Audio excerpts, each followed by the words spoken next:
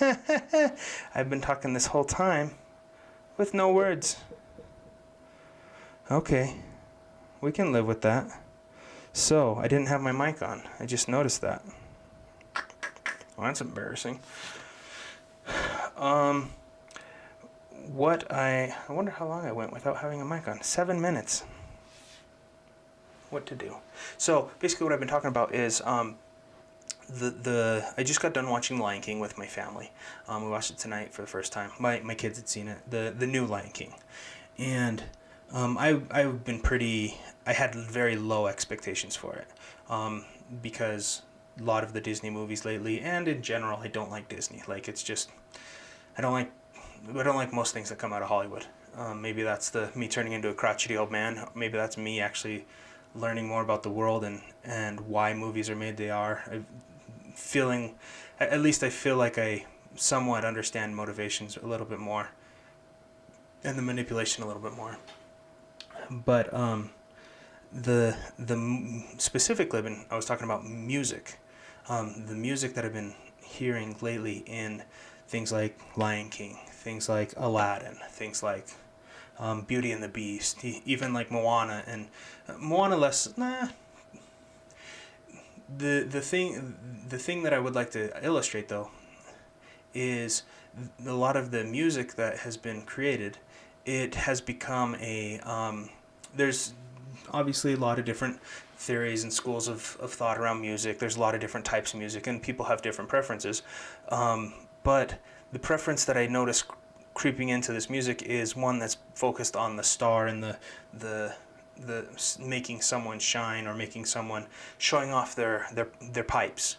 And you see that in a lot of like pop, or a lot of like Beyonce's music, and I'm thinking Beyonce because she was in Lion King, but you can see that in a lot of different of the popular music that's pushed today in society, and it's always like they're showing how well they can transition, and how they can do the slides, and how they can do whatever it is, and to me that's just not. It's got its place, but it's shallow. It's shallow because it's one of the things that I grew up loving about music, and I appreciate about music is harmony. Is like not just having two people that are harmonizing, but you have harmony of multiple layers, and you have tension through dissonance, and you have that tension gets released through through your chord resolution, and you just have this. It's a constant.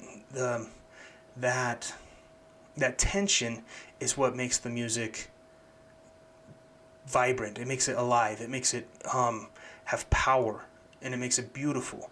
Is you have this tension and then this release, and this tension and this release, and it's kind of like life, because you have a trial and a struggle, and you have this stuff that you go through that's just garbage, and then blessings and calm and growth and strength that gets built, and then you get knocked down again, and then you stand up again, and you fight back, and you grow, and you learn, and it's just there's this constant progression, but that progression only happens due to the tension, which is a parallel to life, and that's one of the things I love about good music.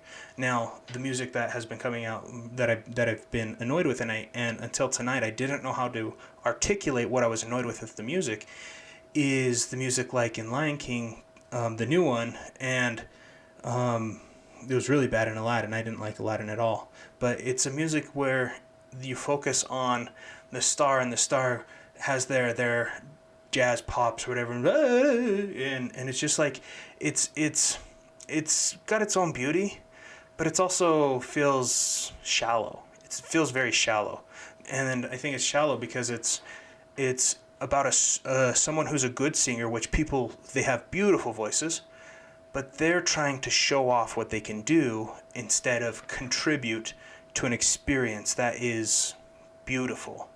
Instead of showing off what you can do, when you can come together and make that connection together, that makes that music so much more powerful and so much more meaningful, because it's not selfish. It's giving of the beauty instead of taking of the praise. And that the one of the songs that we sang when I was in high school, or my last year of high school, that I just absolutely loved. I think this was the most beautiful song that this, and there's maybe one or two others, but there's this song by Robert Frost and I think Eric Whitacre as well, but it's called Sleep, if I remember right. The title says "Stopping by the Woods on a Snowy Evening," and in parentheses sleep. That's what it says on YouTube. I just remember being Sleep, and I remember it being by Robert Frost. But if I remember right, there's a poem, and somebody else put words to it, and I don't remember who the different people are. Anyways, we sung this song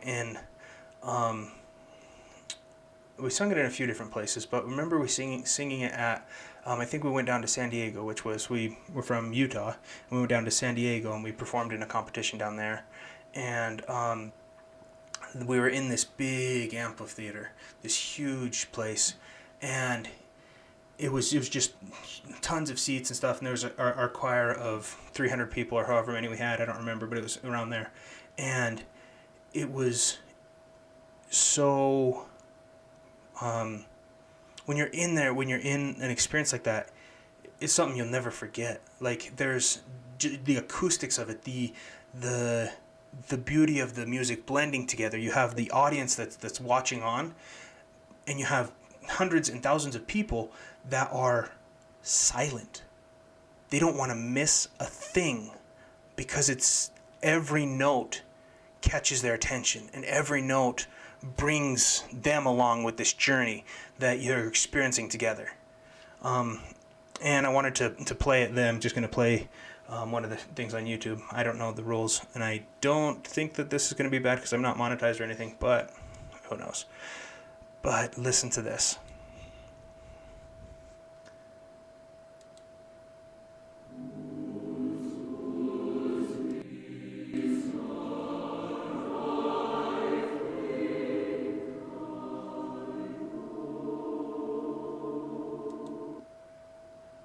Okay, do you hear that? That it starts off fine, like there's nothing super fancy in the start, but as it starts to go into it, you think you get an understanding of, okay, how this song's going to progress, what's going to happen, but then you start to hear this dissonance, and there's the chords that are going that are well laid out, and then you have a chord that's off and a chord that just doesn't fit. And that's that tension. That's that what I'm talking about. That's that struggle, that pressure that comes.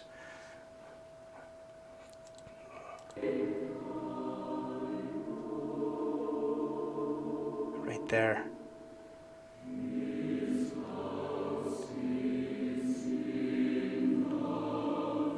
Again, you think it's going to resolve.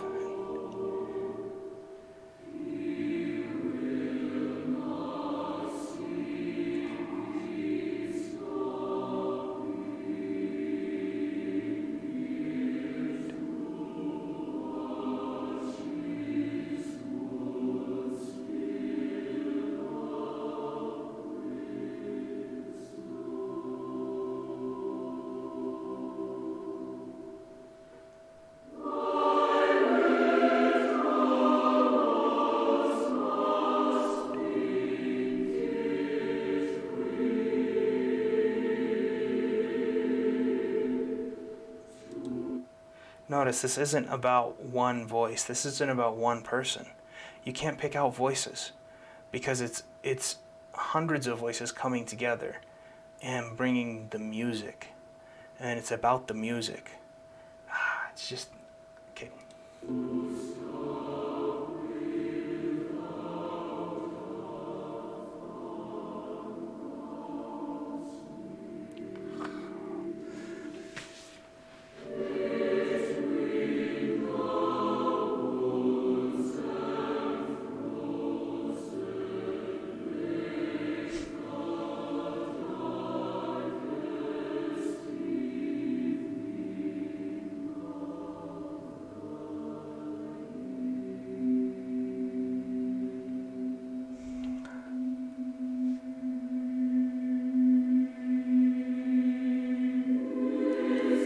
okay, you got to point that out where you have you have okay, you think that chord's going to resolve, you think everything like it looks like it's going to resolve, but you have those lower notes, and I believe it might be the second tenors or it might be the baritones, I can't remember, but they continue, and then you build on it.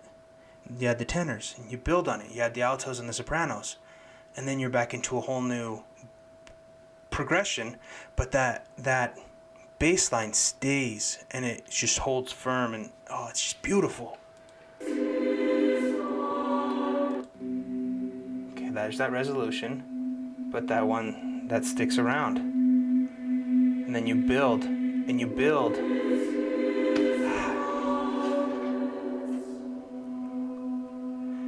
And you still have that bass line staying.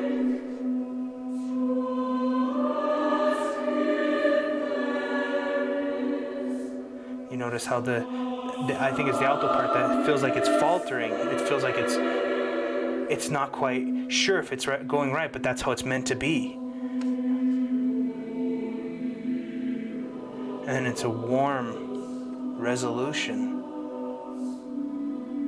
But in the time of that resolution, you have more coming through and more coming through that brings that tension again. And it's a back and forth.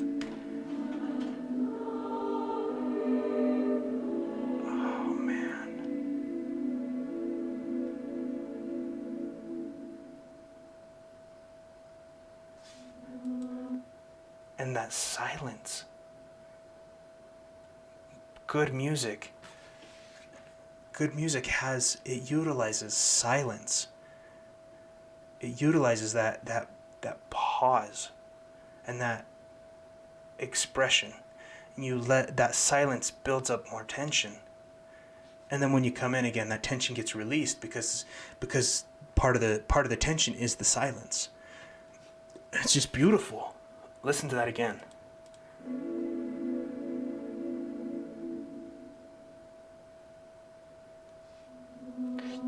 You could almost count that. Oh man. So our conductor, when we were singing this song, he wanted us to be constantly watching him, and he led it as the moment felt. And sometimes he would come in after that silence, and we'd pick up and go fast. Sometimes he'd drag out that silence, and he'd drag it out, and we would be waiting to come in, and it would just build and build, and then we would slowly come in, and we'd slowly bring it up. And it's just it was one of those things where you, as in the choir, you had to pay perfect attention. You had to be paying attention to the conductor and the people around you, and you had to be in with everybody, and everybody had to be all in. And if anybody comes in at the wrong time, they stick out like a sore thumb, and they ruin the whole experience. And so everybody is invested in it, and everybody's working together. And we were all just high school kids. Some of the kids were just going for the credit, but everybody felt the impact, and everybody became invested, and everybody felt that power. Listen to that again. I'm sorry, I can't get enough of that.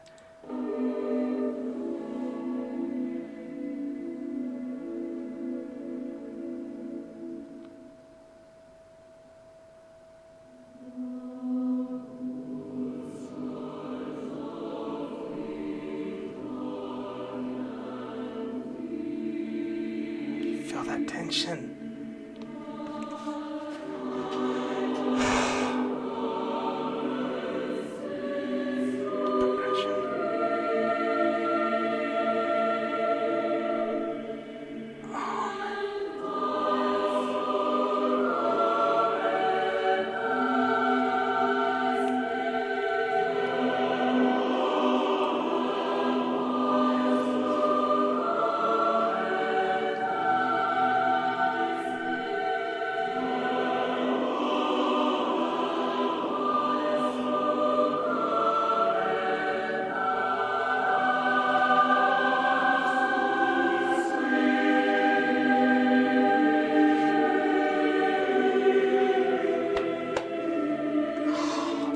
Okay, oh man, there's that progression again, and you feel that where the basses start and the men start, and the women go, and then the men stop, and it feels like you're leaving the women out to dry, where they're up and they're in this opened up, and as you sing higher, it's almost like they're left vulnerable, and then the men come back in, and they come back in, and it's just it builds and builds and builds, and then when you think you have it where you understand, okay, this is going to happen and this is going to happen, and then it changes. It changes how those chords are progressing.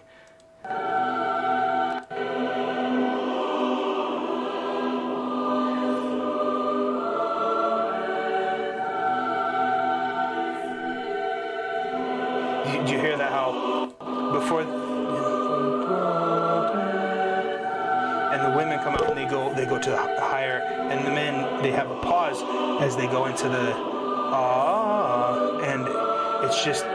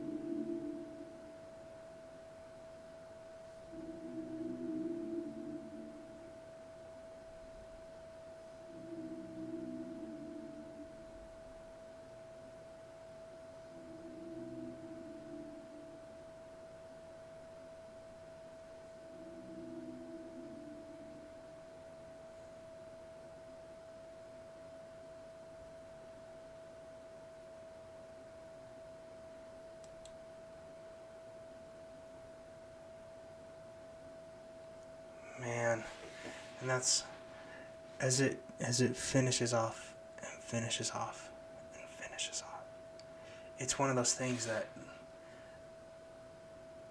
you sit there and you finish the song, but the conductor keeps leading, and he would keep leading, and you no longer are singing, but you're mouthing the words, and you're just finally quiet. And I kid you not, when we were singing that song in front of that amphitheater, it stayed quiet for I think 2 or 3 minutes before anybody clapped, anybody did anything, because they felt it. They felt that beauty. They felt that life, that emotion, that power, and there's a depth to that. And the thing that felt cheap about The Lion King, and felt cheap about Aladdin, and it feels cheap about Mary Poppins, many of these Disney movies, especially the ones that come in and they remake a movie that was successful.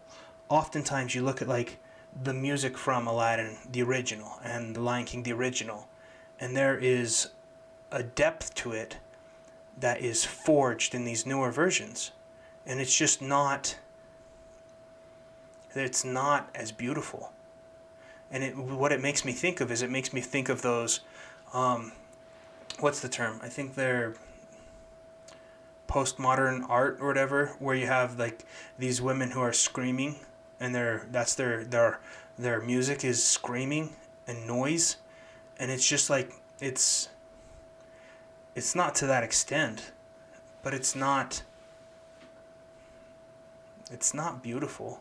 It's not lovely. It's not powerful. there's talent there. There's a lot of talent there. They throw a lot of money at these productions, and they've got a lot of talent, but it's cheap. It's shallow. And I didn't know how to express that until I was sitting in Lion King, we were watching it as a family, and I was sitting there and I was like, yeah, it's okay, but meh. And it's one of those things that it's funny because my my wife she got frustrated with me how we finished the Aladdin. And my wife's like, oh, I loved it. And my girls were like, oh, we loved it, you know. And my wife's like, what'd you think? And I was like, I hated it. Like, I didn't like it. And my wife's like, yeah, I understand if you don't like it. Afterwards, not in front of the kids, but afterwards, she was like, I understand if you don't like it.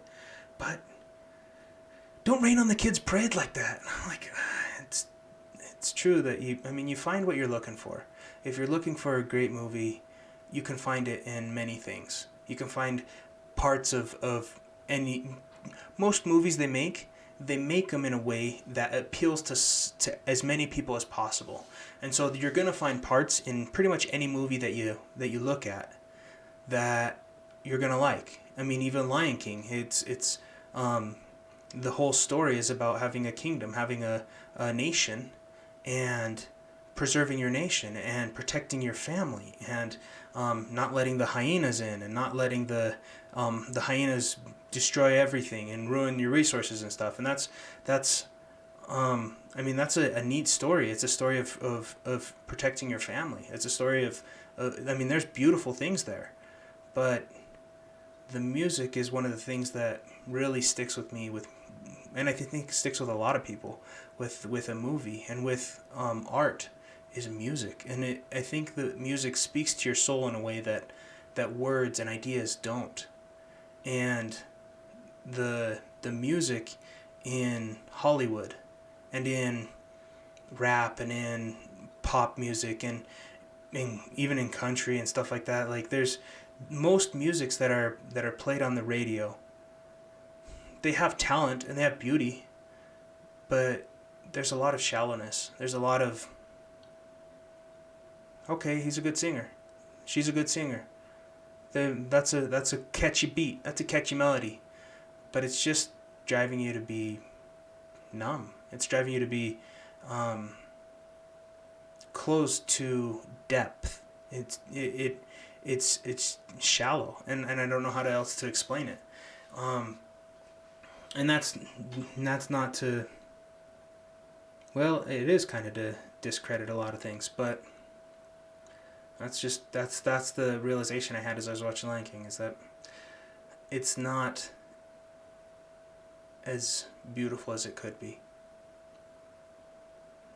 I think I've spoken enough for tonight. It's been a long time since I did one of these, and so it'd be nice to get back into a little bit more of a habit, but life's busy. This is not my priority. I've got my wife and kids to take care of, and that's more important to me. But